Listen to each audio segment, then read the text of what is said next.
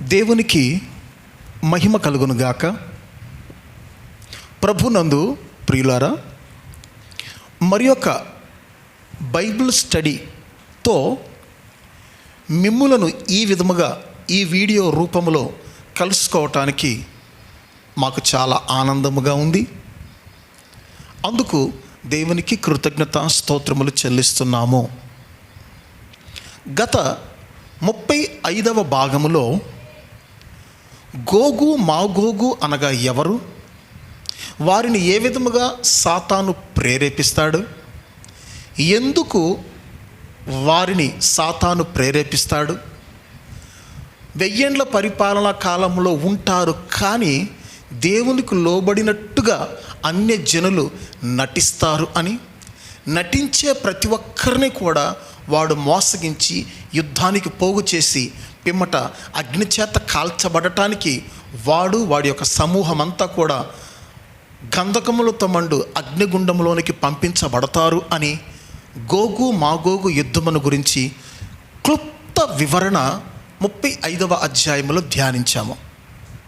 ఈ యొక్క 36వ అధ్యాయములో కొన్ని తీర్పుల గురించి మనం ధ్యానించబోతున్నాం. అంటే దాని అర్థం సాతానుకు జరగబోయేటువంటి తీర్పు, నీతిమంతులకు జరగబోయేటువంటి తీర్పు, పాపాత్ములైనటువంటి వారికి జరగబోయేటువంటి తీర్పు, పలు రకములైనటువంటి తీర్పుల గురించి మనం ధ్యానించబోతున్నాము. న్యాయపీఠము ముందు జరగబోయేటువంటి తీర్పు, ధవళ సింహాసనం ఎదుట జరగబోయేటువంటి తీర్పు, పలు రకముల తీర్పుల గురించి ఈ యొక్క 36వ అధ్యాయంలో ధ్యానించబోతున్నాము. ముందుగా వాక్య పరిచర్య నిమిత్తము మన మధ్యలో ఉన్నటువంటి పాస్టర్ గారు ప్రార్థన చేస్తారు. మనమందరం కూడా కండ్లు మూసుకుందాం. స్తోత్రం స్తోత్రం స్తోత్రం స్తోత్రం స్తోత్రం స్తోత్రం. కృపాసత్య సంపూర్ణుడా, పరిశుద్ధుడా, నీ పాదాలకి స్తోత్రం. గత 35వ భాగంలో అనేకమైన విషయాలు నీవు మా ఒక్కొక్కరితో మాట్లాడావు. నీవు మాట్లాడుతున్న మాట మా జీవితంలో మార్పు, మమ్మల్ని మేమే మార్పు చెందుకొని నీ వలే మారటానికి మమ్మల్ని హెచ్చరించిన విధానాన్ని బట్టి నీకు స్తోత్రం. ఇదిగో నాయనా, గోగు మాగోగుని సాతాని అలాగా ప్రేరేపిస్తున్నాడో వాని ప్రేరేపణకి మేము లొంగకుండా, సాతాను ఇప్పటికీ అనేకులను ప్రేరేపణ కలుగుస్తున్నాడు గనక వాని ప్రేరేపణకి మేము లొంగకుండా ప్రభువా, వాని కబంధ హస్తంలో నుంచి విడిపించబడి మమ్మల్ని మేమే సంపూర్ణంగా మార్చబడి ఏ విధము చేతైనా నీ మహిమగల రాకడలో పెళ్లి కుమార్తెగా రహస్య రాకడలు ఎత్తబడటానికి కృప చూపించు. ఏ విధము చేతైనా పెళ్లి కుమార్తెగా మమ్మల్ని అమర్చి ఉన్నతమైన ఆ మహాశబ్దాన్ని విని, కడబురదని విని మహిమగల రాజ్యంలో రెప్పపాటున మార్పు చెందటానికి కృప చూపించు.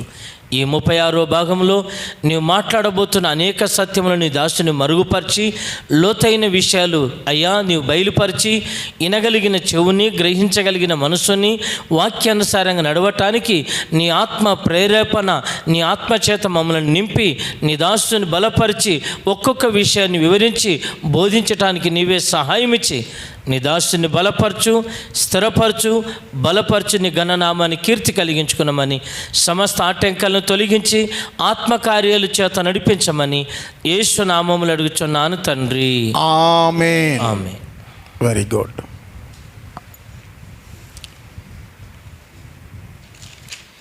దేవునికి మహిమ కలుగునుగాక.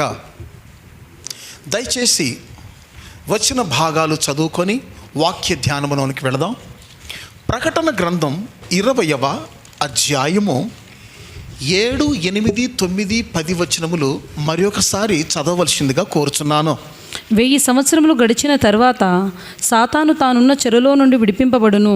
భూమి నలుదిశల యందుండు జనులను లెక్కకు సముద్రపు ఇసుకవలే ఉన్న గోగు మాగోగు అనువారిని మోసపరిచి వారిని యుద్ధమునకు పోగు చేయుటకై వాడు బయలుదేరును. వారు భూమి ఎందెంతటా వ్యాపించి పరిశుద్ధుల శిబిరమును ప్రియమైన పట్టణమును ముట్టడి వేయగా పరలోకములో నుండి అగ్ని దిగివచ్చి వారిని దహించెను. వారిని మోసపరిచిన అపవాది అగ్ని గంధకములు గల గుండములో పడవేయబడెను. వారిని మోసపరిచిన అపవాది అగ్ని గంధకములు గల గుండములో వేయబడెను. అచ్చట ఆ ఆ క్రూర మృగమును అబద్ధ ప్రవక్తయు ఉన్నారు. వారు యుగయుగములు రాత్రింబగళ్ళు బాధింపబడుదురు. దేవునికి మహిమ కలుగును గాక.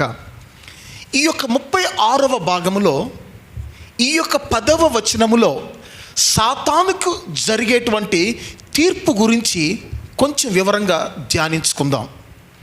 ఎందుకు అంటే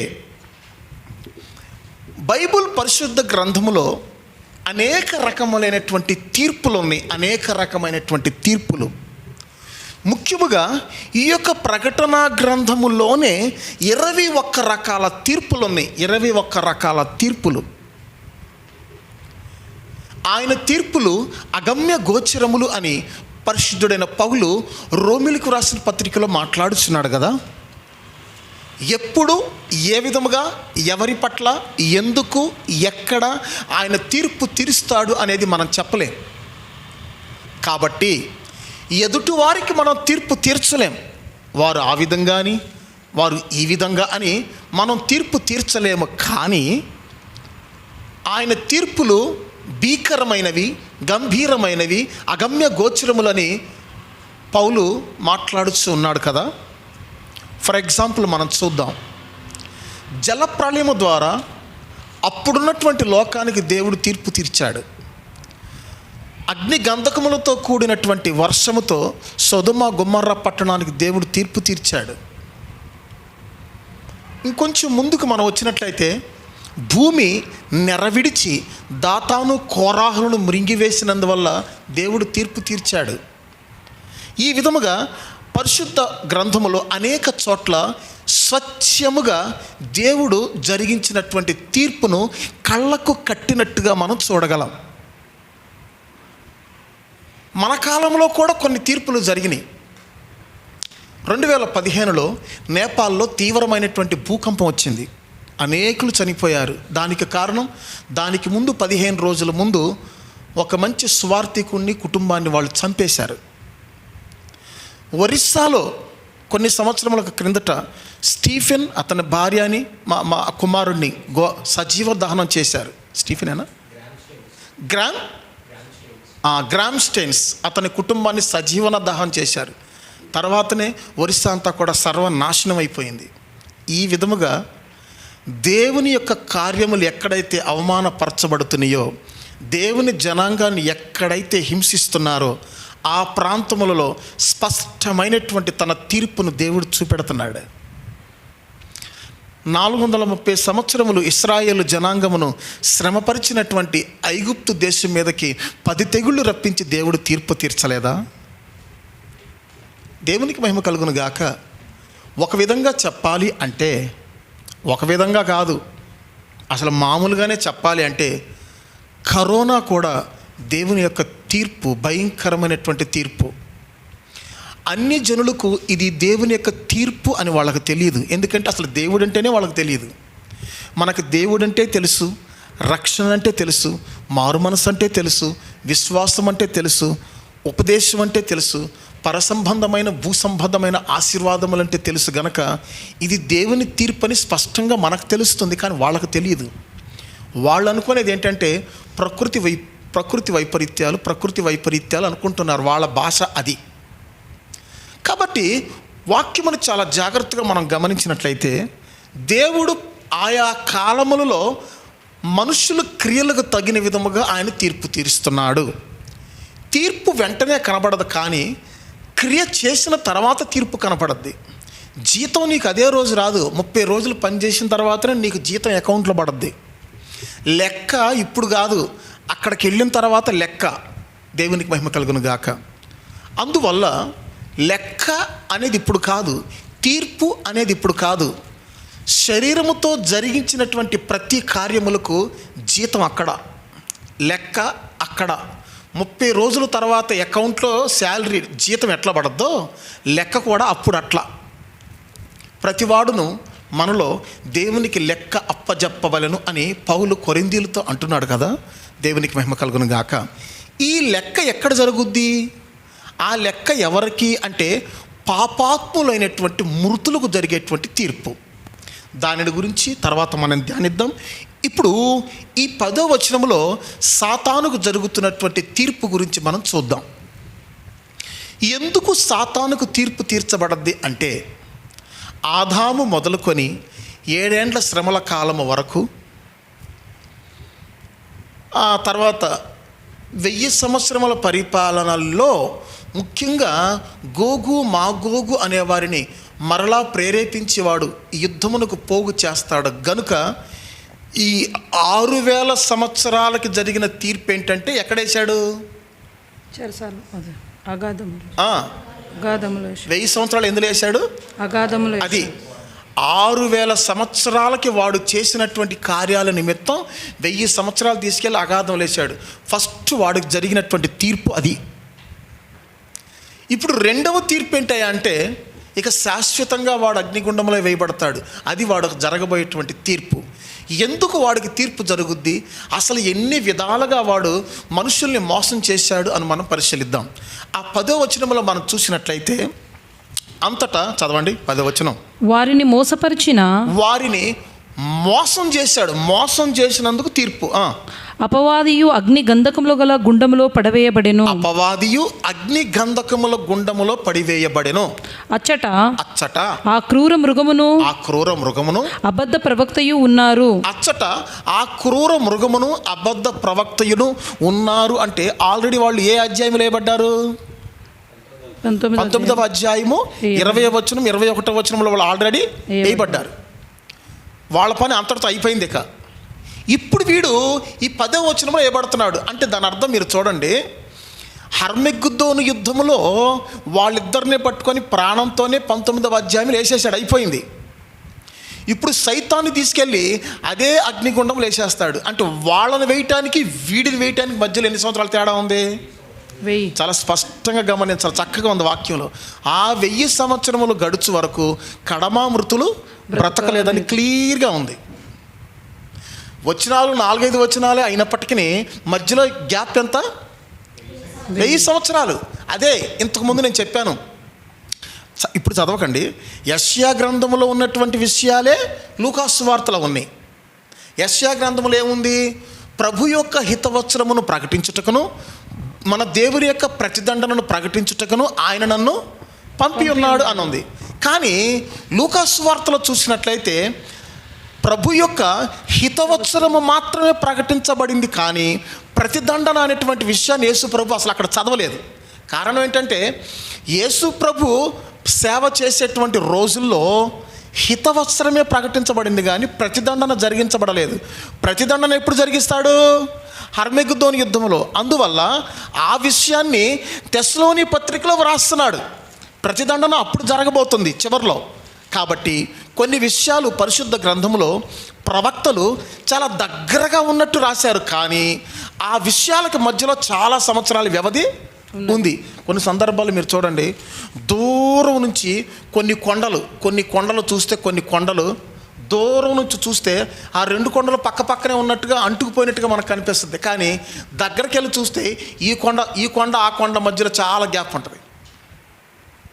అట్లాగే సముద్రము ఆకాశము దూరం నుంచి చూస్తే ఏమైపోయినట్టుంటే 2 కలిసిపోయినట్టుంటాయి, కానీ అవి ఎప్పటికీ కలవు. అట్లాగే జీవ పునరుద్ధానానికి మృతుల పునరుద్ధానానికి మధ్యలో 1000 సంవత్సరాలు తేడా ఉంది.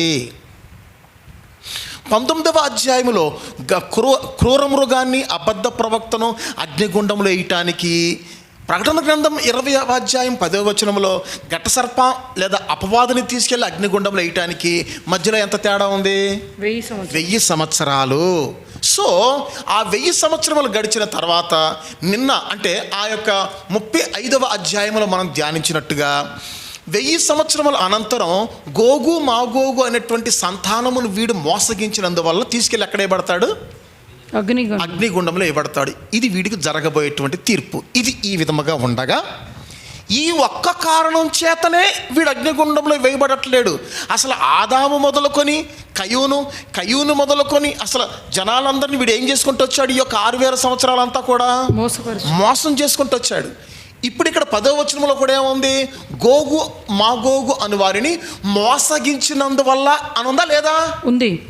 అంటే గత 6 సంవత్సరాలు మోసగించాడు. 1000 ఏళ్ల పరిపాలన అంతంలో కూడా వీడు ఏం చేశాడు? మోసగించాడు. వాడు విడిపించబడిన తర్వాత దాని అర్థం ఏంటంటే వాడి అసలు క్యారెక్టరే ప్రారంభం నుంచి మోసగించటం. మనకు తెలుసు ఆదాము వల్ల ఏం చేశాడు? మోసగించాడు. ఇప్పుడు గోగు మాగోగు అని వాడిని చేశాడు? మోసగించాడు. యోదాని ఏం చేశాడు? మోసగించాడు. చూసారా? గేహాజీని ఏం చేశాడు? మోసగించాడు.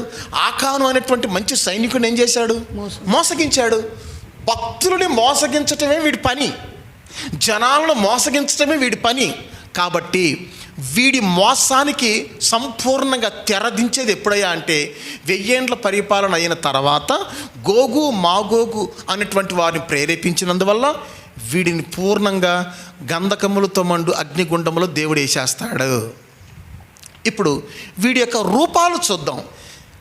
ఏ రూపంలో ఉండి ఎట్లా మోసం చేశాడు, ఏ రూపంలో ఉండి ఎట్లా మోసం చేశాడు అని మనం చూద్దాం. దేవునికి స్తోత్రం. ఇప్పుడు చూడండి కొన్ని వచ్చిన భాగాలు. మొదటిగా పేతురు రాసినటువంటి గ్రంథంలోనికి మనం వచ్చినట్లయితే 1 పేతురు 2వ అధ్యాయము 8వ వచనం చదవండి. 1 పేతురు 2వ అధ్యాయము 8వ వచనం. కట్టువారు వాక్యమునకు అవిధేయులై త్రొట్టిల్లుచున్నారు, దానికే వారు నియమింపబడిరి.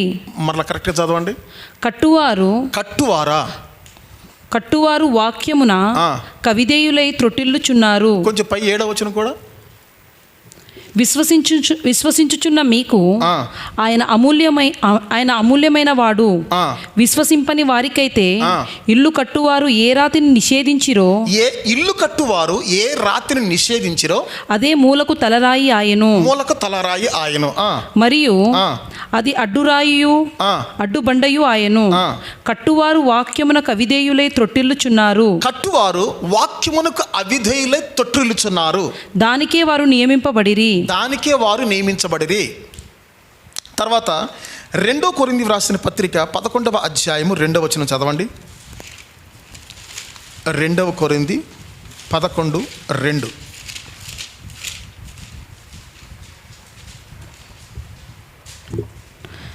దేవాసక్తితో మీ ఎడల ఆసక్తి కలిగి ఉన్నాను.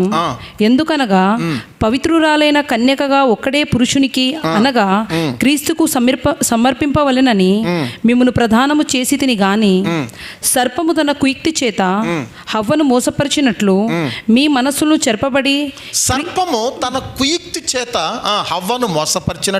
మీ మనస్సులను చెరుపబడి క్రీస్తు ఎడలనున్న సరళత నుండి పవిత్రత నుండి ఎట్లైనను తొలగిపోవునేమో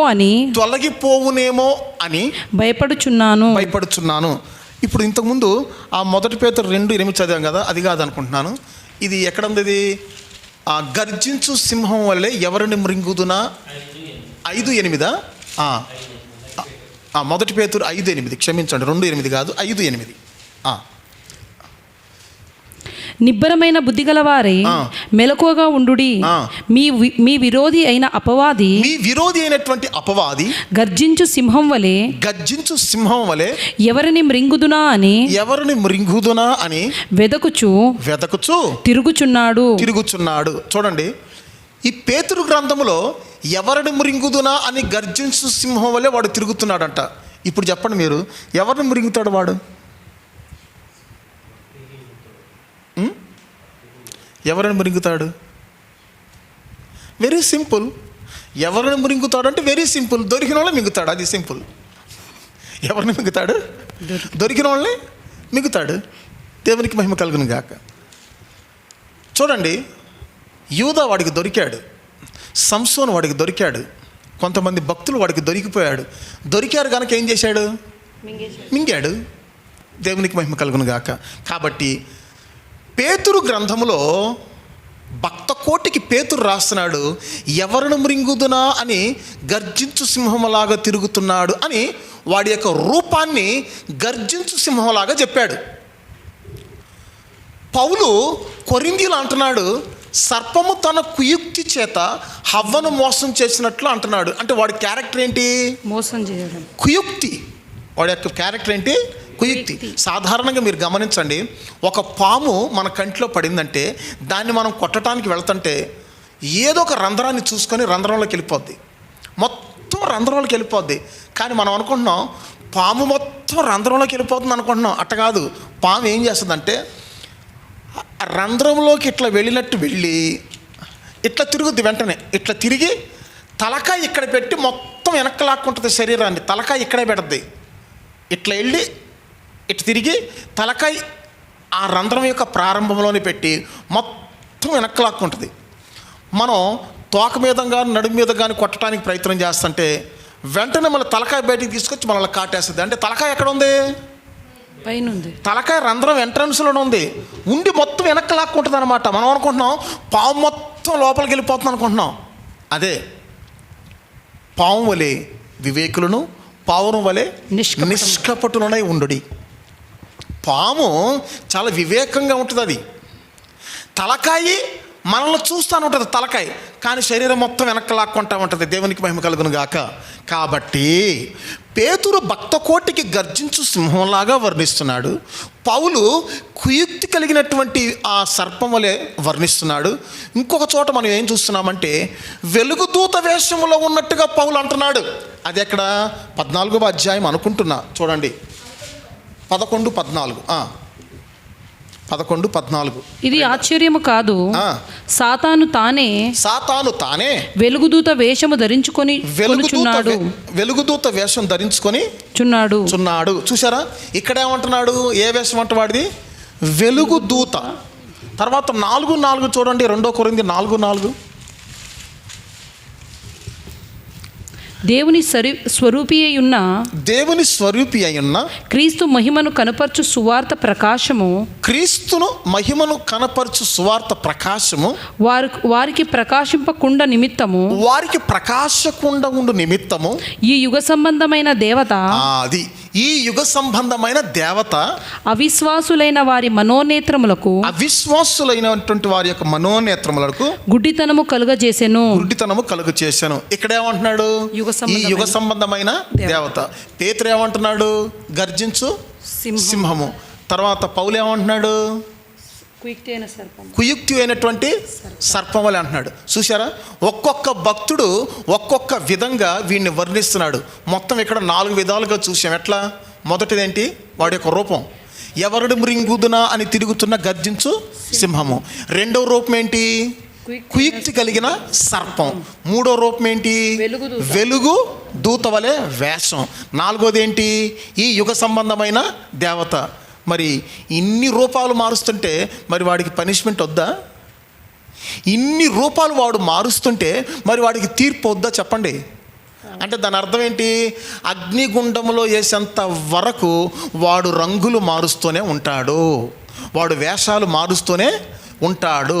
కొంతమంది యాక్టర్లు గమనించండి, కొంతమంది యాక్టర్లు, నేను సేవకు రాకముందు చాలా సినిమాలు నేను చూశాను. ఒకే యాక్టరు రకరకాలుగా కనిపిస్తాడు. ఒకసారి పెద్ద మీసాలు పెట్టుకొని, ఒకసారి గుండేసుకొని, ఒకసారి ఒక రకంగా, ఒకసారి ఒక రకంగా. కొంతమంది యాక్టర్లు అయితే ఆడవాళ్ళ వేషం వేసుకొని, మగవాళ్ళేమో ఆడవాళ్ళ వేషం వేసుకొని, ఆడవాళ్ళేమో మగవాళ్ళ వేషం వేసుకొని కనపడతారు.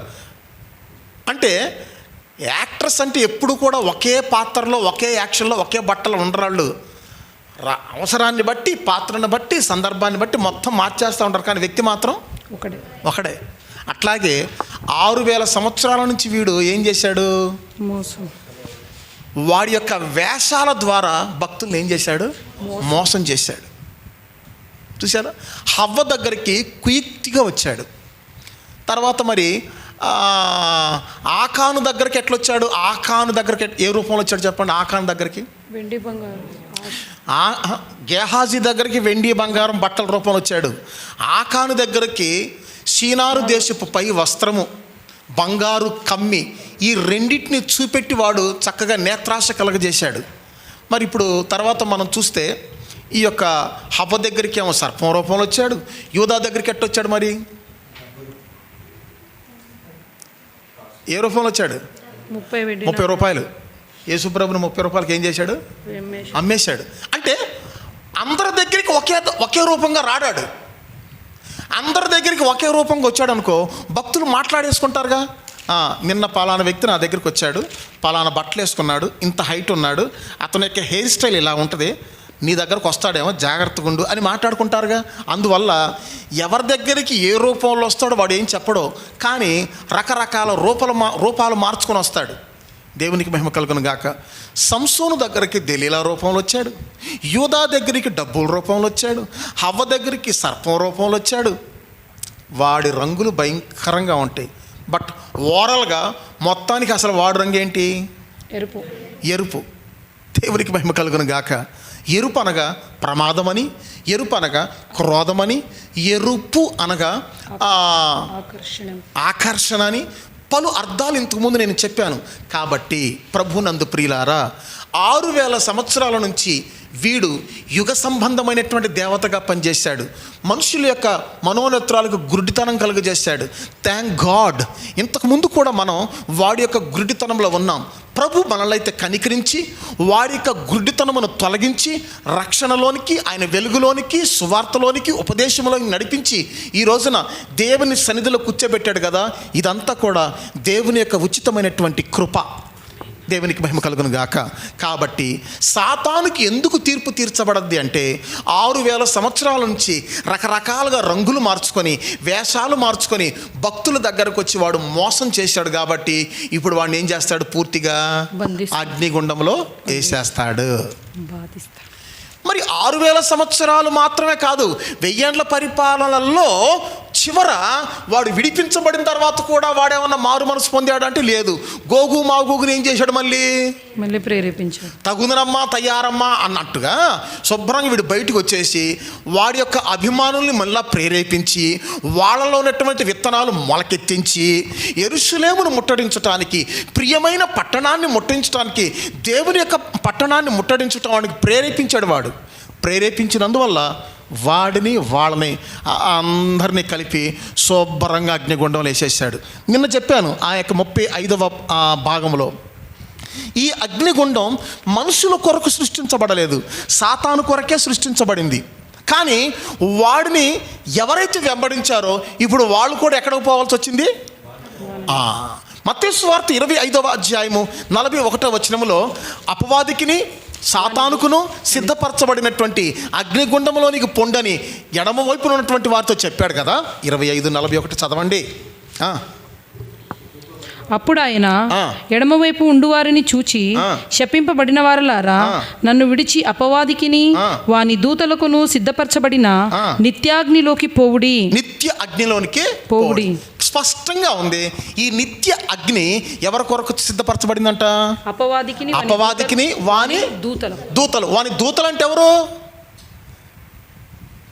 వాని దూతలు అంటే ఎవరు? వాడు ఫ్యాన్స్.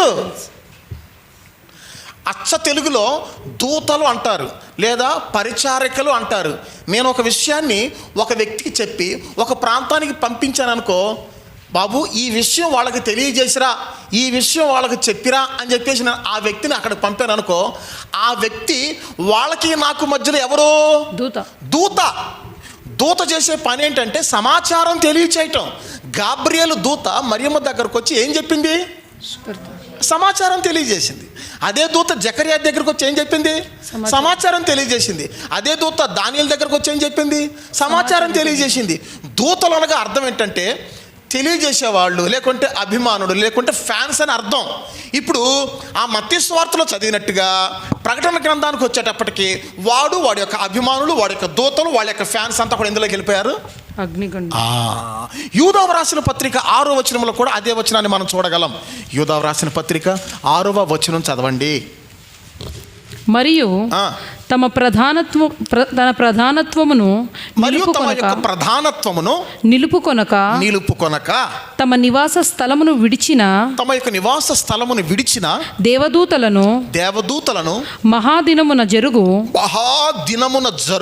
తీర్పు వరకు కటిక చీకటిలో నిత్య పాశముతో ఆయన బంధించి భద్రం చేశాడంట. ఇంకెక్కడికైనా పారిపోతారేమోనని బంధించి ఏం చేశాడు? భద్రం చేశాడు. ఇప్పుడు మీకు ఒక డౌట్ రావచ్చు, ఇదేంటి మనుషులనైతే బంధించగలం, జంతువులనైతే బంధించగలం, ఈ దూతలను ఎట్ట బంధిస్తాడబ్బా అని మీరు అనుకోవచ్చు.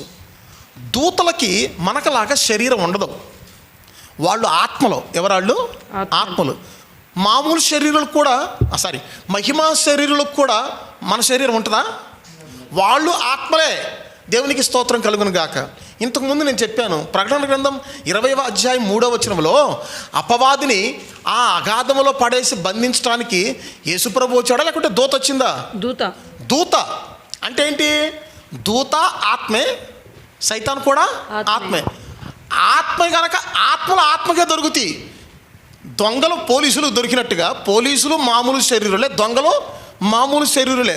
అట్లాగే ఆత్మలను బంధించడానికి ఆత్మలే కావాలి. గుర్తుపెట్టుకోండి మీరు. దేవునికి మహిమ కలుగును గాక. ఇప్పుడు ఒక వ్యక్తికి ఒక దెయ్యం పట్టింది అనుకో, ఆ వ్యక్తి యొక్క శరీరం వేరు, ఆ వ్యక్తిని ఆవరించిన ఆ ఆత్మ దెయ్యం వేరు. మరి ఇప్పుడు ఆకే దెయ్యాన్ని వెళ్ళగొట్టేటువంటి సేవకుల్లో ఏ ఆత్మ ఉండాలి? పరిశుద్ధాత్మ. సేవకుడు మామూలుగా వెళ్ళిపోమంటే పోదది. పరిశుద్ధాత్మ ద్వారా గద్దిస్తేనే, పరిశుద్ధాత్మ ద్వారా ప్రార్థన చేస్తేనే పోద్దది. అంటే దాని అర్థం ఏంటి? ముళ్ళును ముళ్ళుతోనే తీయాలి, ఇనుమును ఇనుముతోనే కొయ్యాలి, వజ్రాన్ని వజ్రంతోనే కొయ్యాలి. అట్లాగే గాలిని గాలితోనే వెళ్ళగొట్టాలి, తెలుపుతోనే జయించాలి, ఎరుపుతోనే జయించాలి అనేటువంటి వాక్యాలు ఇంతకుముందు మనం నేర్చుకున్నాం కదా. అట్లాగే ఇప్పుడు ఆత్మతో ఏం చేయాలి? బంధించాలి. ఆ దేవదూత ఆత్మే, అపవాది కూడా ఆత్మే. అందువల్ల అక్కడ యూదా పత్రికలో బంధింపబడిన వారంతా కూడా ఆత్మలే. దేవుడు కూడా ఆత్మై ఉన్నాడు. ఏమై ఉన్నాడు చెప్పండి? ఆయన సర్వాంతర్యామి. సందర్భాన్ని బట్టి ఆత్మగా కనిపించగలడు, సందర్భాన్ని బట్టి మహిమా స్వరూపుడుగా కనిపించగలడు, సందర్భాన్ని బట్టి 33.5 సంవత్సరాలు మానవ శరీరంలో కనపడగలడు. ఆయన అసలు ఎట్లయినా కనపడగలడు. 33.5 సంవత్సరాలు ఎట్లా కనపడ్డాడు? మానవ శరీరంలో. 40 రోజులు ఏ శరీరంలో కనిపించాడు? 40 రోజులు ఏ శరీరంలో కనిపించాడు? మహిమా శరీరంలో. ఆయన అసలు ఎట్లా కనిపించగలడు? ఆయన because he was the almighty God. అందుకని ఇంగ్లీష్లో ఒక మాట ఉంటుంది, may the devil is mighty but God is almighty. దేవునికి మహిమ కలుగును గాక. సైతాను మన శరీరంలో అది కనిపించడానికి వీలు కాదు. అది దేవుడు మన రూపంలో కనిపించగలడు, మహిమా రూపంలో కనిపించగలడు. అందుకనే దేవుడు ఆత్మయ్యున్నాడు అని వాక్యంలో చాలా స్పష్టంగా ఉంది. కాబట్టి వీళ్ళు కూడా ఆత్మలే. కాబట్టి వాళ్ళని చీకటి బిలములో బంధించి ఏం చేశాడంట? భద్రము చేశాడు. ఎప్పటి వరకు భద్రం చేశాడు? మహాదినమున జరుగు తీర్పు వరకు. దినము వేరు, మహాదినము వేరు. దేవునికి మహిమ కలుగును గాక. కాబట్టి ఇప్పుడు కొన్ని విషయాలు చెప్తాను, వినండి. నరకములో వాడిని బంధించుట మాత్రమే కాకుండా పూర్తిగా నరకమంతా వాడికే కాదు. వీడు జస్ట్ నరకంలో ఒక మూలన ఉంటాడు, ఒక మూలన. మిగతా వాళ్ళంతా కూడా నరకంలో ఉంటాడు. వీడి యొక్క ప్లేస్ ఒక మూల. యెషయా గ్రంథం 14వ అధ్యాయము 12వ వచనం నుండి 15వ వచనం అనుకుంటున్నా, చూడండి. యెషయా గ్రంథం 14వ అధ్యాయము 12వ వచనం నుండి 15వ వచనం వరకు. తేజో నక్షత్రమా, వేకువ చుక్క, నీవెట్లు ఆకాశం నుండి పడితివి? అసలు వీడు ఫస్ట్ ఎక్కడి నుంచి పడ్డాడు? ఆకాశం నుంచి పడ్డాడు. జనములను పడగొట్టిన నీవు నేల మట్టు వరకు ఎట్లు నరకబడితివి? నేల మట్టుకు ఎట్లా నరకబడితివి. నరకబడ్డావు. నేను ఆకాశమునకు ఎక్కిపోయేదను, దేవుని నక్షత్రములకు పైగా నా సింహాసనమును హెచ్చింతును, ఉత్తర దిక్కునున్న సభాపర్వతం మీద కూర్చుందును, మేఘమండలం మీద మీదికి ఎక్కుదును, మహోన్నతునితో నన్ను సమానునిగా చేసుకొందును అని నీవు మనసులో అనుకొంటివి కదా. నీవు పాతాళమునకు నరకములో ఒక మూలకు త్రోయబడితివే. ఒక మూలకు త్రోయబడితివే. నిన్ను చూచువారు చాలు. ఎక్కడికి త్రోయబడ్డాడంట? ఒక మూలకు. అసలు 12వ వచనం నుండి ఆ యొక్క 15వ వచనం వరకు మీరు చాలా జాగ్రత్తగా చదివి ఆలోచిస్తే మీరు గ్రహించగలిగిన విషయం చెప్పనా నేను? 5 విధాలుగా సైతాను తోయబడతాడు. 5 విధాలుగా. In 5 ways devil is going to demolish, otherwise is getting demotions. 5 విధాలుగా వాడు ఏం పొందుతాడు?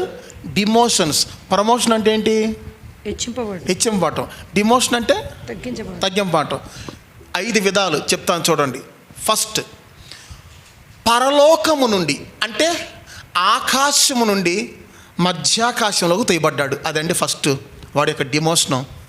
పౌలు ఏమంటున్నాడు? మనము పోరాడునది మనుషులతో కాదు కానీ మధ్యాకాశం ఉన్నటువంటి దురాత్మల సమూహముతో.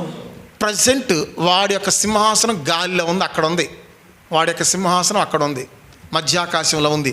అంటే పరలోకము నుండి ఎక్కడికి తోయబడ్డాడు? మధ్యాకాశం. ఒకటి. మరి రేపొద్దున యేసుప్రభు రహస్య రాకల్లో తన పెండ్లి కుమార్తెని పైకి తీసుకెళ్ళడానికి ఎక్కడ రాబోతున్నాడు? మరి ఆయన మధ్యాకాశంలోకి వచ్చినప్పుడు వాడు ఆ ప్లేస్ ఖాళీ చేయాలిగా. మరి ఖాళీ చేసి మరి ఎక్కడ రావాలి? భూమి మీదకి. వాడు ఎప్పుడైతే భూమి మీదకి వస్తాడో అప్పుడు జరిగేదే శ్రమల కాలం, మహాశ్రమల కాలం. వాడు మధ్యాకాశంలో ఉంటేనే ఇన్ని భయంకరమైన క్రూరమైన విషయాలు భూమి మీద జరుగుతున్నాయి. అసలు డైరెక్ట్గా భూమి మీదకి వచ్చేసాడంటే ఇంకేం జరుగుద్ది? ఇక చూడండి, ఇది మీకు అర్థం కావటానికి ఒక విషయం చెప్తాను, వినండి. దొంగతనం చేసేవాడు, పాపం చేసేవాడు, అబద్ధం ఆడేవాడు, మోసం చేసేవాడు, ఇప్పుడు మనుషులు చాలా భయంకరంగా ఉన్నారు కదా. మోసాలతో, దొంగతనాలతో, పాపాలతో, అబద్ధాలతో నిండిపోయినారు కదా. అసలు ఇవన్నీ చేయమని ప్రేరేపిస్తుంది ఎవడు? సాతాను. ఎక్కడి నుంచి ప్రేరేపిస్తున్నాడు? మధ్యాకాశంలో నుంచి. ఏది? మనం గనక టీవీ ఛానల్ మార్చడానికి టీవీ దగ్గరికి వెళ్ళవసరం లేదు. మనం కూర్చున్నటువంటి కుర్చీలో నుంచే, సోఫా సెట్ మీద నుంచే ఆ టీవీ ఛానల్ ఏం చేయొచ్చు? మార్చేయచ్చు. టీవీ దగ్గరికి వెళ్ళవలసినటువంటి అవసరమే లేదు. అట్లాగే వాడి చేతిలో ఒక రిమోట్ కంట్రోల్ ఉంది. వాడు మధ్యాకాశంలో ఉండి కింద ఉన్నటువంటి మనుషుల్ని ఆపరేట్ చేస్తున్నాడు. ఒకటి తలకాయలోకి దొంగతనం చెయ్యాలనే ప్రేరేపణ పంపించి, అరే నువ్వు పోరా, ఆ ఇంట్లో బంగారం ఉందా, నగలు ఉందరా, పోరా దోసుకోరని చెప్పేసి ఒకటి ప్రేరేపిస్తున్నాడు. ఇంకొకనేమో పాపం చేయడానికి ప్రేరేపిస్తున్నాడు. ఇంకొకనేమో అబద్ధాలు ఆడటానికి ప్రేరేపిస్తున్నాడు. ఇంకొకనేమో మోసాలు చేయడానికి ప్రేరేపిస్తున్నాడు. అంటే వాడి చేతిలో ఉన్న రిమోట్ ద్వారా మనుషుల యొక్క మనసుల్ని అక్కడి నుంచి ఇక్కడికి ఏం చేస్తున్నాడు? కంట్రోల్ చేస్తున్నాడు. మధ్యాకాశంలో ఉండే వాడు అంత చేస్తున్నాడంటే ఇక రేపొద్దున భూమి మీదకి వస్తే ఇంకెంత జరుగుద్ది? అందుకనే వాడు భూమి మీదకి వచ్చేటువంటి కాలానికి ఏమని కాలం? శ్రమల కాలము, మహాశ్రమల కాలం. దేవునికి మహిమ కలుగును గాక. ఈ విధముగా పరలోకము నుండి మధ్యాకాశానికి తోయబడ్డాడు. మధ్యాకాశంలో యేసుప్రభు వచ్చినప్పుడు వాడు అక్కడి నుంచి కిందకు తోయబడతాడు. మరి ఇప్పుడు 1000 ఏళ్ల పరిపాలనా కాలంలో యేసుప్రభు భూమి మీద పరిపాలన చేయటానికి వస్తాడుగా. మరి అప్పుడు ఎక్కడికి వెళ్తాడు? వీడు అగాధంలోకి. అంటే 1000 ఏళ్ళు ఎక్కడ బంధించబడతాడు? అగాధంలోకి. మరి అగాధంలో నుంచి బయటకు వచ్చిన తర్వాత మరి ఎక్కడికి తోయబడతాడు? గోగు మాగు యుద్ధం తర్వాత అగ్ని గంధకములోకి. అగ్ని గంధకముల నుంచి మళ్ళీ ఎక్కడికి తోయబడతాడంట? ఒక మూలకి. 5 డిమోషన్స్ గుర్తుపెట్టుకోవాలా. సాతాను యొక్క డిమోషన్స్ అనగానే టక టక టక టక చెప్పేయాలి, అంతే. దేవునికి మహిమ కలుగును గాక. So there is no at all promotion in the devil's history. సాతాను యొక్క చరిత్రలో only demotion, demotion, demotion, demotion. అంటే ఎప్పటికైనా సరే వాడు ఓడిపోయేవాడే అని మనుషులు గ్రహించట్లేదు గనుక వాడి మోసాలకు ప్రేరేపించబడుతున్నారు. ఏది అసలు విషయం? పరిశుద్ధులే రాజ్యమును చేయుదురనుంది. 2:44 చూడండి. దానియేలు గ్రంథం 2:44.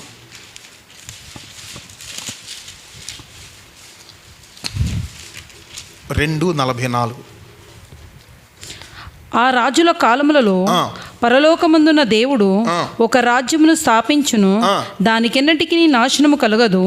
ఆ రాజ్యము దాని పొందిన వారికి గాక మరి ఎవరికి చెందదు. ఆ రాజ్యము దానిని పొందిన వారికే గాక మరి ఎవరికి చెందదు.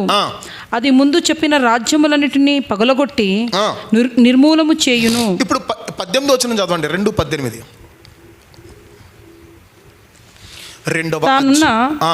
తానున్న తన స్నేహితులను బబులోనులో తక్కిన జ్ఞానులతో కూడా నశింపకుండానట్లు. సారీ, క్షమించండి, 7వ అధ్యాయము 18వ వచనం. క్షమించండి, 7వ అధ్యాయము 18వ వచనం.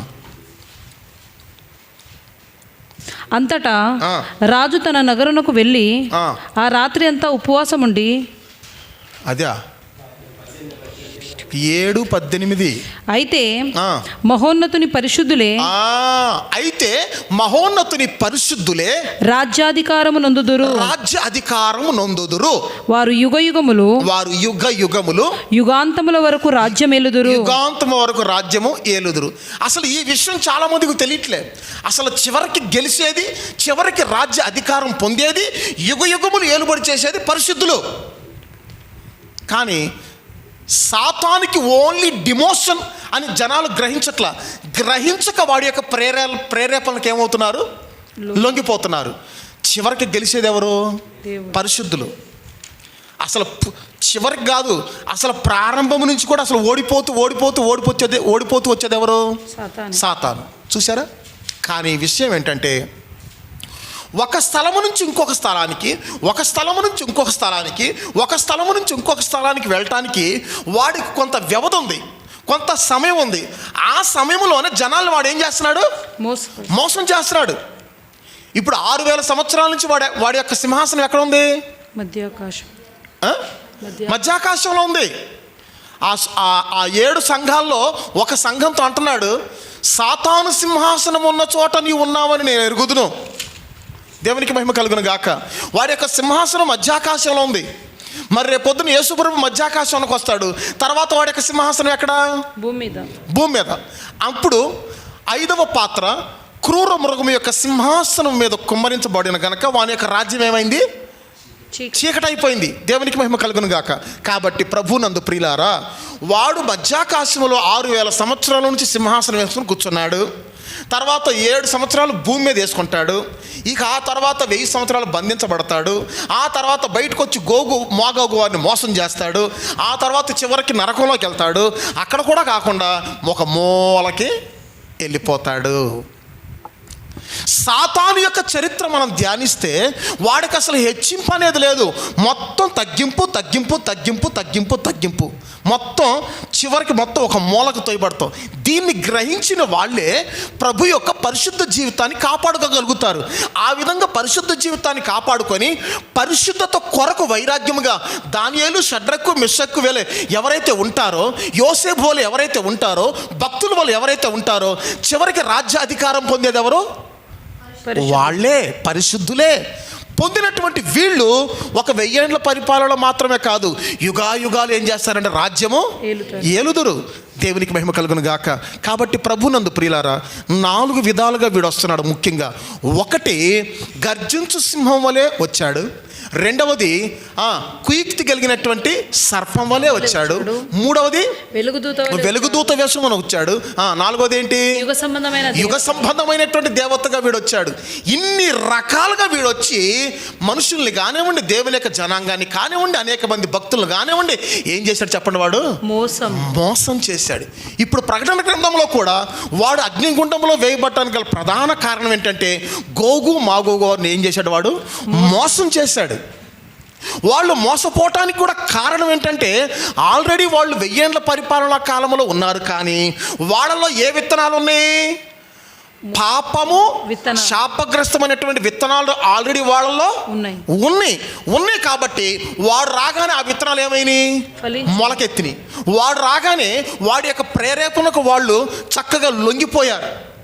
ఆశ్చర్యం ఏంటంటే, 1000 సంవత్సరములు క్రమశిక్షణతో కూడినటువంటి పరిపాలన, ఇనప దండముతో కూడినటువంటి ఖచ్చితమైన చట్టములు కలిగినటువంటి పరిపాలనలో ఉండి కూడా వీళ్ళు వాడికి ఎందుకు ప్రేరేపించబడ్డారంటే, నటించారు.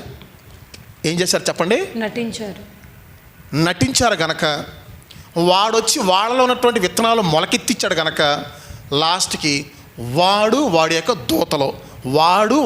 దూతలు అందరు ఎక్కడికి? నిత్య అగ్నిలోనికి. ఈ అగ్ని వీడి కొరకు వాని యొక్క దూతల కొరకు స్థాపించబడినట్లుగా 25:41 ఇంతకుముందు చదివాం. కాబట్టి ఇది సాతాను తీర్పు. ఏంటి చెప్పండి మీరు? సాతాను తీర్పు. ఇక నెక్స్ట్ మరి ఒక తీర్పు గురించి మనం చూద్దాం. అదేంటి? పాపాత్ములైనటువంటి మృతుల యొక్క తీర్పు.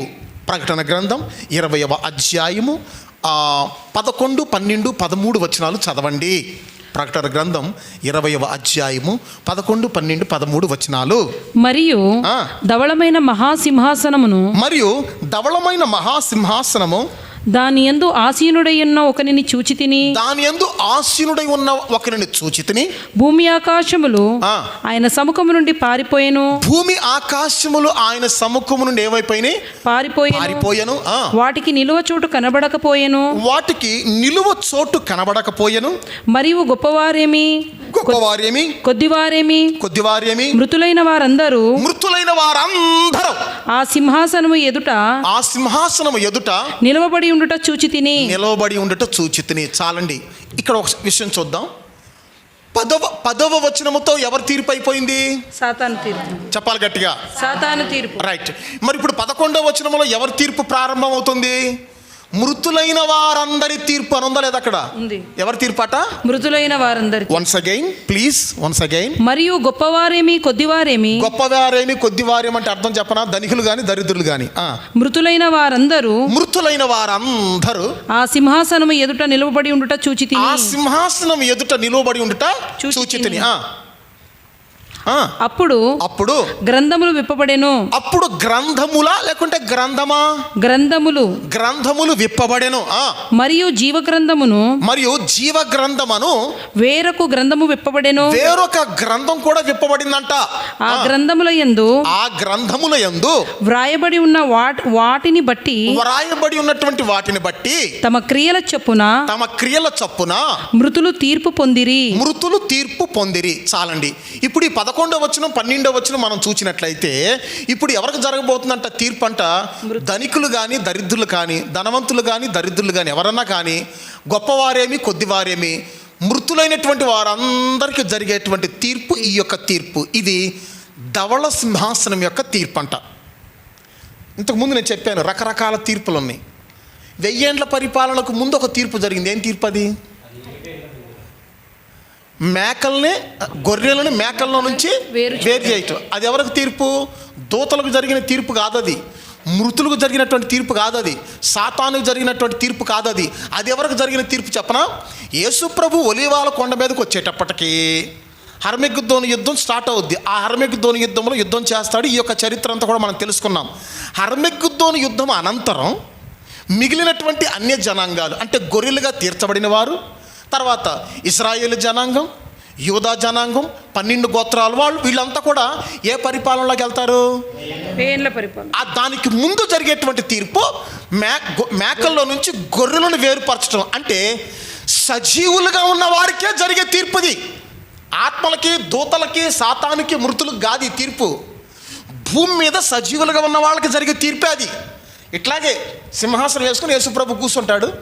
మామూలుగా అందరికీ తీర్పు తీరుస్తారు. కానీ ఆ యొక్క తీర్పులో గ్రంథాలు విప్పబడినట్లుగాను, జీవ గ్రంథం ఉన్నట్టుగాను, అందులో జరిగినటువంటి లిఖింపబడినటువంటి క్రియల ప్రకారము తీర్పు జరిగినట్టుగా, అసలు అక్కడ గ్రంథాలు అనేవి లేవు. మేకల్లో నుంచి గొర్రెలు ఏం చేశాడు? వేరుపరిచాడు. అంతే. ఏ విధంగా వేరుపరిచాడంటే ఆ గొర్రెలు అనేవాళ్ళు ఏం చేశారు? యూదులకి సహాయపడ్డారు. మీరు సహాయపడలేదు కనుక మీరు అటుపోండి, సహాయపడ్డారు కనుక ఇటుపోండి. ఆ తీర్పు అంతే. అది సజీవులుగా ఉన్న మనుషులకు జరిగిన తీర్పు ఇది. మొత్తం 21 రకాల తీర్పులు ఉన్నాయి. ప్రభు చిత్తమైతే రాబోయే కాలంలో 21 రకాల తీర్పుల గురించి పరిశీలిద్దాం. అది తర్వాత సంగతి. దేవునికి మహిమ కలుగును గాక. ఇప్పుడు ఇది పాపాత్ములైనటువంటి మృతులకు జరిగే తీర్పు. ఇక్కడ గ్రంథాలు విప్పబడినాయి. జీవ గ్రంథం అని ఒకటి ఉంది. పరలోకములో మొత్తం కొన్ని గ్రంథాలు ఉన్నాయి. మామూలు గ్రంథాలు, జీవ గ్రంథము, గొర్రెపిల్ల జీవ గ్రంథము, జ్ఞాపకార్థ గ్రంథము. ఇక 5వది మన చేతుల్లో ఉన్నటువంటి బైబిల్ కూడా అక్కడ ఉంది. మొత్తం ఎన్ని గ్రంథాలు ఉన్నాయి పైన? 5 విధాలైనటువంటి గ్రంథాలు ఉన్నాయి. దేవునికి మహిమ కలుగును గాక. ఇప్పుడు ఈ చదివినటువంటి 11వ వచనం 12వ వచనం ఒక 5 నిమిషాలు అట్ట పక్కకు పెట్టండి. మిమ్మల్ని ఇప్పుడు ఇంకో చోట తీసుకెళ్తున్నా. ధవళమైన సింహాసన తీర్పు అంటే అదే. ఇది మృతుల యొక్క తీర్పు. ఈ యొక్క తీర్పు 1000 సంవత్సరముల తర్వాత జరుగుద్ది. 1000 సంవత్సరాలకు ముందు జరిగే తీర్పు వేరు, 1000 సంవత్సరములకు తర్వాత జరిగే తీర్పు వేరు. అదే నేను చెప్పాను. ఈ 2 పునరుద్ధానాలకి మధ్య ఎన్ని సంవత్సరాల గ్యాప్ ఉంటుందని చెప్పాను? 1000 సంవత్సరాలు. 1000 సంవత్సరాలకు ముందు జరిగే ఎన్ని పునరుద్ధానాలు అయినా సరే అది జీవ పునరుద్ధానం. 1000 సంవత్సరముల తర్వాత జరిగే ఏ పునరుద్ధానం అయినా సరే అదే పునరుద్ధానం, తీర్పు పునరుద్ధానం. ఇప్పుడు దానియేలు గ్రంథం 7వ అధ్యాయానికి మనం వచ్చినట్లయితే, దానియేలు గ్రంథం 7వ అధ్యాయము 9, 10, 11 వచనాలు చదవండి. దానియేలు గ్రంథం. ఇక సింహాసనములను వేయుట చూచి తిని, ఇంకా సింహాసనములను వేయుట చూచి తిని, మహావృద్ధుడు ఒకడు కూర్చుండెను. మహావృద్ధుడు ఒకడు కూర్చుండెను. ఆయన వస్త్రము హిమము వలె ధవళముగాను, ఆయన వస్త్రము హిమము వలె ధవళముగాను, ఆయన తల వెంట్రుకలు శుద్ధమైన గొర్రెబొచ్చు వలె తెల్లగాను ఉండెను. ఆయన తల వెంట్రుకలు శుద్ధమైన గొర్రెబొచ్చు వలె తెల్లగా ఉన్నాయంట. ఆయన సింహాసనము అగ్ని జ్వాలల వలె మండుచుండెను. ఆయన సింహాసనము అగ్ని జ్వాలల వలె మండుచు ఉండెను. దాని చక్రములు అగ్ని వలె ఉండెను. అగ్ని వంటి ప్రవాహము ఆయన యుద్ధ నుండి ప్రవహించుచుండెను. అగ్ని వంటి ప్రవాహము ఆయన యుద్ధ నుంచి ప్రవహించుచుండెను. వేవేల కొలది ఆయనకు పరిచారకులుండిరి. వేవేల కొలది ఆయనకు పరిచారికలుండిరి. కోట్ల కొలది మనుషులు ఆయన ఎదుట నిలిచిరి. కోట్ల కొలది మనుషులు ఆయన ఎదుట నిలిచిరి. తీర్పు తీర్చుటకై గ్రంథములు తెరవబడెను. ఇదే మాట ప్రకటన గ్రంథం ఎక్కడ ఉంది? 20:11 ఉందా లేదా? ఉంది. చదవండి, ఆ మాట చదవండి. గ్రంథములు విప్పబడిని. అక్కడ 20:11. మరియు గొప్పవారేమి కొద్దివారేమి మృతులైన వారందరూ ఆ సింహాసనం ఎదుట నిలవబడి ఉండుట చూచి తిని, ఆ సింహాసనం ఎదుట నిలవబడి ఉండట చూచి తిని, అప్పుడు గ్రంథములు విప్పబడెను. ఇప్పుడు దానియేలు గ్రంథం 7వ అధ్యాయంలో కూడా చదివినటువంటి వచనములు ఏమి పడిన గ్రంథాలు విప్పబడ్డాయి. అంటే దాని అర్థం ఆ తీర్పు ఈ తీర్పే. అదే నేను చెప్తాను ఇంతకుముందు. ఏంటి? ప్రవక్తలు వేరైనా, గ్రంథాలు వేరైనా, అధ్యాయాలు వేరైనా, వాటిని రాసినటువంటి కాలములు వేరైనా, వీటన్నిటినీ ఆ భక్తులతో రాయించింది ఒకే దేవుని ఆత్మ. ఆత్మ ఒక్కటే కనుక కార్యాలు కూడా ఒకేలాగా ఉంటాయి. వీటన్నిటిని రాయించింది ఎవరో? ఒకే ఆత్మ. ఇప్పుడు 10వ తరగతి పరీక్షలు జరుగుతాయి, ఇంటర్మీడియట్ పరీక్షలు జరుగుతాయి. స్టేట్లో ఎవరు పరీక్ష రాసినా సరే అందరి చేతిలో ఉండేది ఒకటే క్వశ్చన్ పేపరు. అందరూ విద్యార్థులు రాసేది ఒకటే ఆన్సరు. అంతేనా కదా? చెప్పండి. క్వశ్చన్ పేపర్ వేరుగా, క్వశ్చన్స్ వేరుగా ఉంటాయా? కాదు కదా. 10వ తరగతి పరీక్ష ఉన్నప్పుడు అందరు విద్యార్థుల చేతుల్లో ఒకటే క్వశ్చన్ పేపర్ ఉంటుంది. కానీ పరీక్ష రాసేటువంటి విద్యార్థులు మాత్రం ఒక్కొక్కరికి ఒక్కొక్క పేరు ఉంటుంది. వాళ్ళు రాసేటువంటి ప్రతిభను బట్టి మార్కులు వేరుంటాయి. క్వశ్చన్ పేపర్ ఒకటే, క్వశ్చన్స్ ఒకటే, సమయం ఒకటే. అందరికీ పరీక్ష 2.5 గంటలే. ఒకరికేమో రికమెండేషన్ చేసిన 3 గంటలు ఏమి ఇవ్వరు. అందరికీ పరీక్ష సమయం ఎంత? 2.5 గంటలే. అందరికి క్వశ్చన్ పేపర్ ఏంటి? Same question paper. అంతేనా కాదు? చెప్పండి. ఇదే విధంగా భక్తులు వేరైనా, కాలాలు వేరైనా, గ్రంథాలు వేరైనా, దేవుని ఆత్మ వారితో ఒకే విషయాన్ని రాసి పెట్టింది. యెషయా ప్రవక్త కానివ్వండి, దావీదు ప్రవక్త కానివ్వండి, దానియేలు ప్రవక్త కానివ్వండి, ఇదిగోండి ఈ ప్రకటన గ్రంథం రాసినటువంటి యోహాను భక్తుడు కానివ్వండి, చక్కగా ఒకే విషయాన్ని రాస్తున్నారు. దానియేలు గ్రంథం 7వ అధ్యాయంలో ఉన్నదే చిట్ట చివరిలో జరగబోయేటువంటి ధవళ సింహాసన తీర్పు. ఆ తీర్పులో గ్రంథాలు విప్పబడినవి. 1000 ఏళ్ల పరిపాలనకు ముందు జరిగేటువంటి మేకలలో నుండి గొర్రెలను వేరుపరిచేటువంటి తీర్పులో గ్రంథాలు అనేటువంటివి లేవు. దేవునికి మహిమ కలుగును గాక. తర్వాత సాతానుకు తీర్పు తీర్చేటువంటి టైంలో కూడా గ్రంథాలు అనేవి లేవు. అన్ని తీర్పులు ఒకటే కాదు. ఆ తీర్పు వేరు, ఈ తీర్పు వేరు, ఆ తీర్పు వేరు, సజీవులకు జరిగే తీర్పు వేరు. దేవునికి స్తోత్రం కలుగును గాక. ఇది ఈ విధముగా ఉండగా ఇక్కడ మనం గమనించవలసింది ఏంటయ్యా అంటే, ఈ తీర్పును గురించి మరికొన్ని విషయాలు నేను 37వ భాగంలో చెప్తాను. ఇప్పుడు ఒక విషయాన్ని చెప్పి నేను ముగించాలనుకుంటున్నా. అదేంటో తెలుసా? ఈ తీర్పు ఎక్కడ జరుగుద్ది? గ్రంథాలు విప్పబడటం అంటే అర్థం ఏంటి? జీవ గ్రంథం అంటే అర్థం ఏంటి? వేరొక గ్రంథం అంటే అర్థం ఏంటి? అవన్నీ నేను తర్వాత చెప్తాను. చాలా వివరణ, చాలా ఎక్స్ప్లెనేషన్ ఉంది. ఇప్పుడు ఒక విషయం చెప్తా, ఈ తీర్పు ఎక్కడ జరుగుద్ది అని మనం చూద్దామంటే, మేకల్లో నుంచి గొర్రెలను వేరుపరిచే తీర్పు ఎక్కడ జరిగింది? మత్తయి భూమి మీదే, భూమి భూమి మీదే జరిగింది. 1000 సంవత్సరాలకు ముందు భూమి మీదే జరిగింది. సజీవులైనటువంటి వారికి జరిగిందంటే అర్థం ఏంటంటే భూమి మీదే జరిగింది.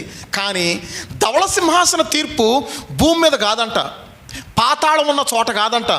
అసలు అక్కడ ఆకాశం లేదు, భూమి లేదు, పాతాళం లేదు. మరి ఎక్కడ జరిగింది?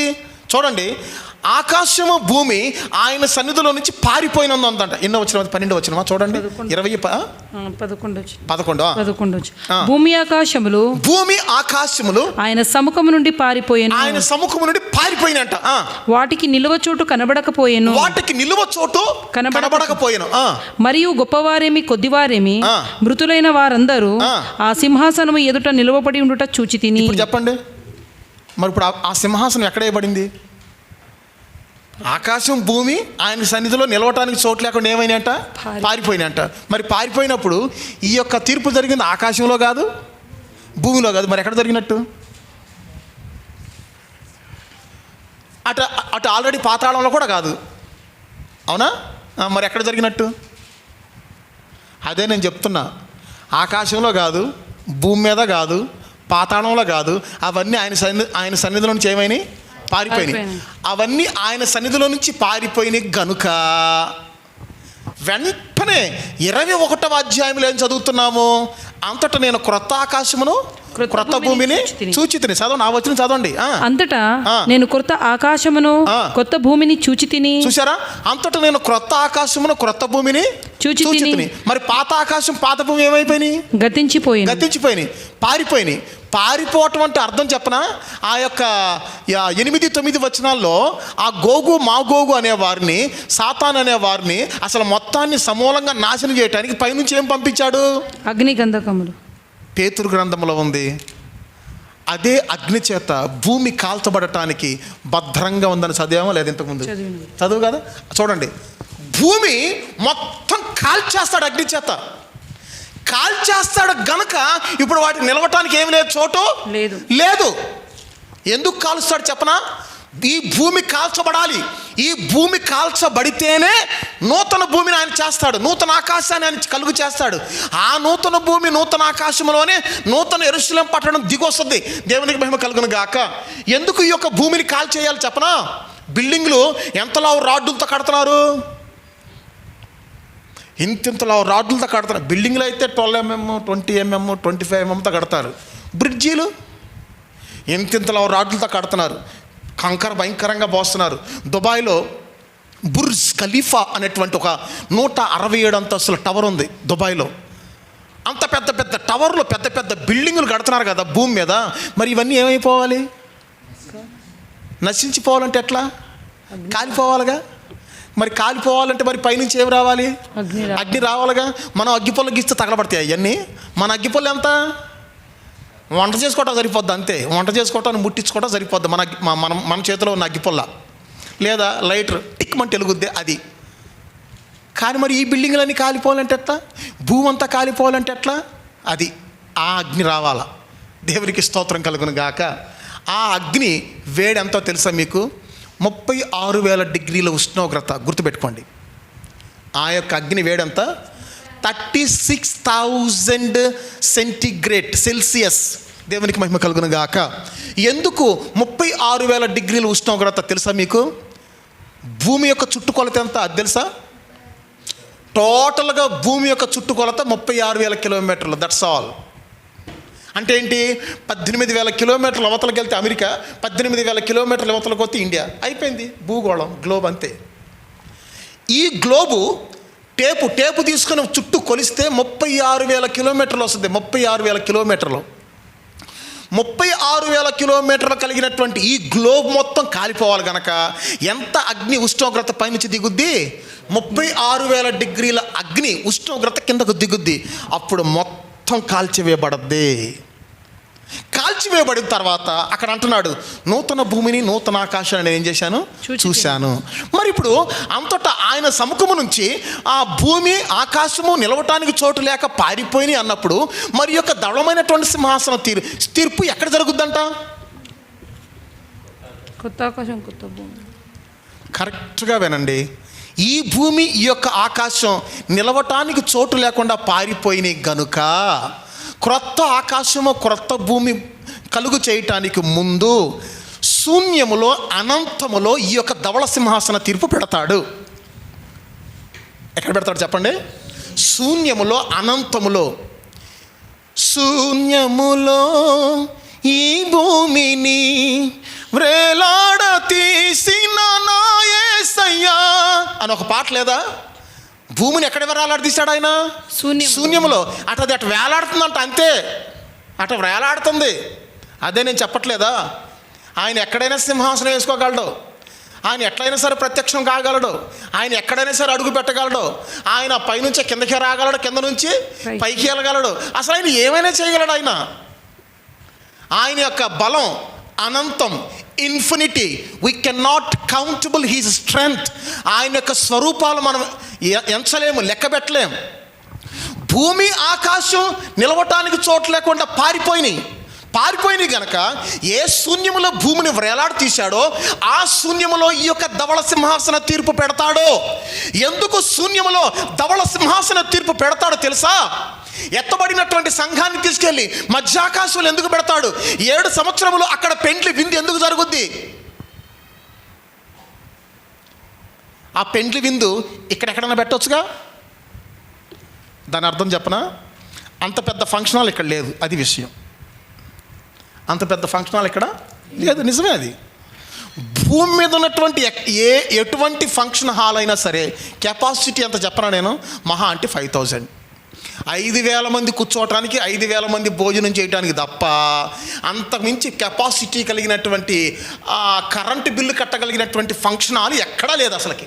కాబట్టి ప్రపంచ నలుమూలల నుంచి ఆయన పెండ్లి కుమార్తెనటువంటి సంఘాన్ని ఆయన దూతలను పంపించి సమీకరించి మధ్యాకాశాన్ని తీసుకెళ్ళిపోతాడు. కారణం ఏంటంటే అంత పెద్ద వెన్యూ, అంత పెద్ద స్పేస్ అక్కడే ఉంది.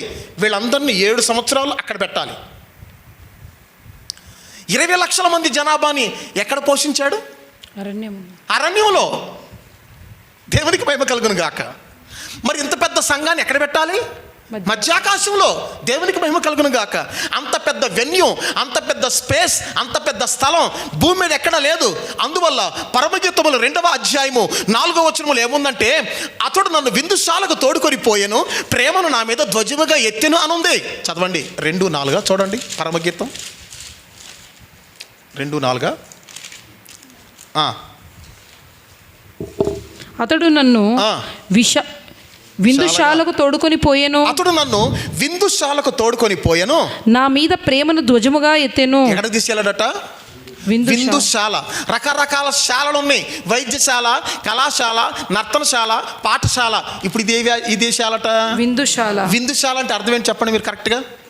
విందుశాల అంటే అర్థం ఏంటి చెప్పండి, కరెక్ట్గా చెప్పాలి. విందుశాల భోజనం, ఫంక్షన్ హాల్. విందుశాల అంటే అర్థం ఏంటి? Function hall. పెళ్లి పత్రిక ఇచ్చినప్పుడు లాస్ట్లో ఏం రాస్తారు? విందు. వివాహానంతరం ప్రేమ విందు కలదు. అసలు ఆ శుభలేఖకి అంతటికి మూలం అదే. అది లేకపోతే ఎవడన్నా పెళ్ళికి వెళ్తాడా? అంతా వట్టిదే. కాబట్టి అసలు ఆ శుభలేఖలో వరుడి పేరున్నా, వధువు పేరు, అసలు కొంతమంది పెళ్లి కూతురు పెళ్లి కొడుకు పేరు కూడా తెలియదు వాళ్ళకి. వెళ్ళి భోజనం చేసి వస్తారు. అసలు పేరు ఏంటంటే నిజమే, పేరు చదవలేదు, మరి అమ్మాయి బాగుంది, ఆ అమ్మాయి బాగుంది. అసలు పెళ్లి కూతురు పేరు తెలియదు, పెళ్లి కొడుకు పేరు తెలియదు. బాగుందంటే అమ్మాయి బాగుంది. ఇంకో విచిత్రం చెప్పనా, ఎవరైనా సరే ఏమడుగుతారంటే పెళ్లి కొడుకు బాగున్నాడు అని అడగడం, అదేంటో మరి విచిత్రం. పెళ్లి కూతురు బాగుందని అడుగుతారు, అదేంటో విచిత్రం. మరి దేవునికి మహిమ కలుగును గాక.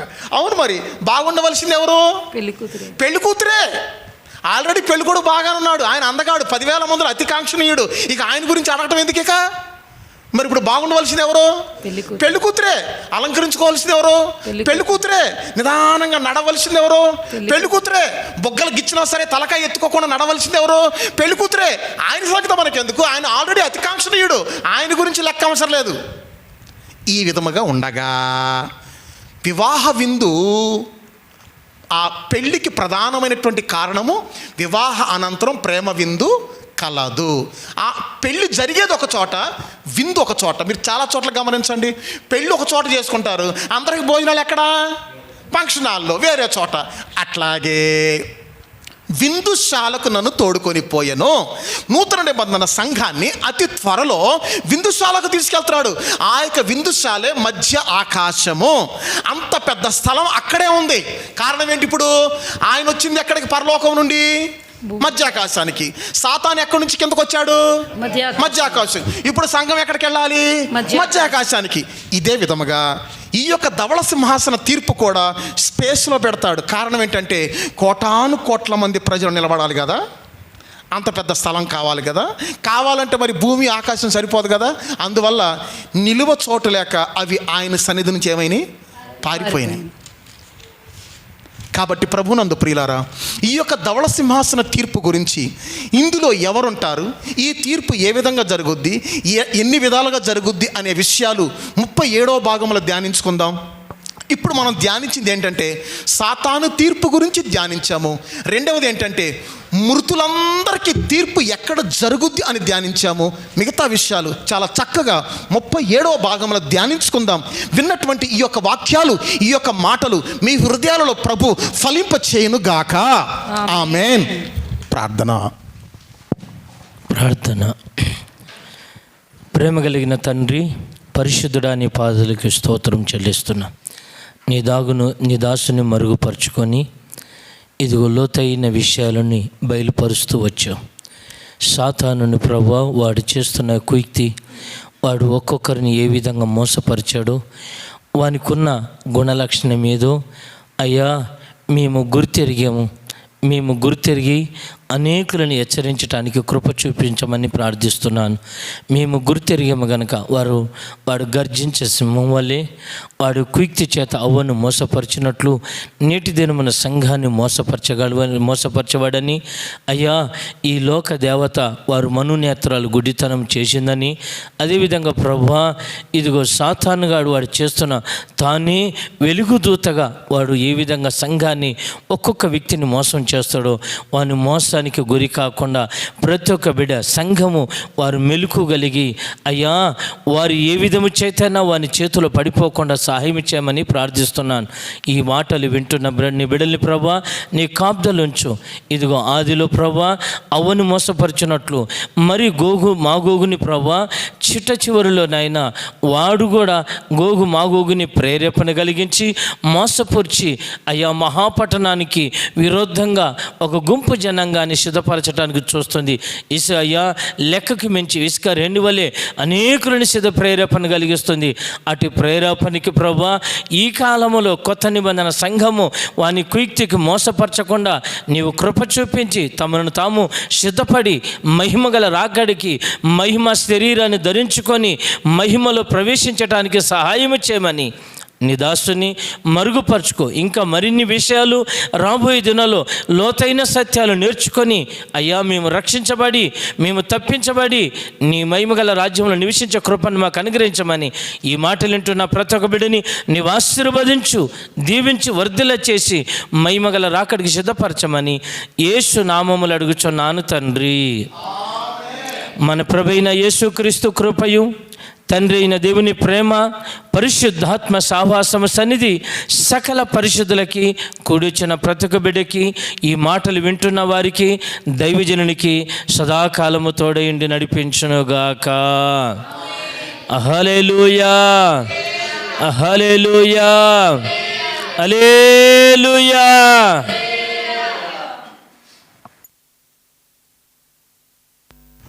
మిగతా మరికొన్ని విషయాలు అంటే ఈ యొక్క మృతుల తీర్పును గూర్చి ఏ విధంగా జరుగుద్ది, ఆ తీర్పు ఎవరు తీరుస్తారు అని ఈ విషయాలు మరికొన్ని విషయాలు 37వ భాగంలో ధ్యానించుకుందాం. అంతవరకు దైవాశీస్సులు మీకు తోడుగా ఉండునుగాక. ఆమెన్. అందరికీ కూడా మా నిండు వందనాలు. స్తోత్రం, స్తోత్రం.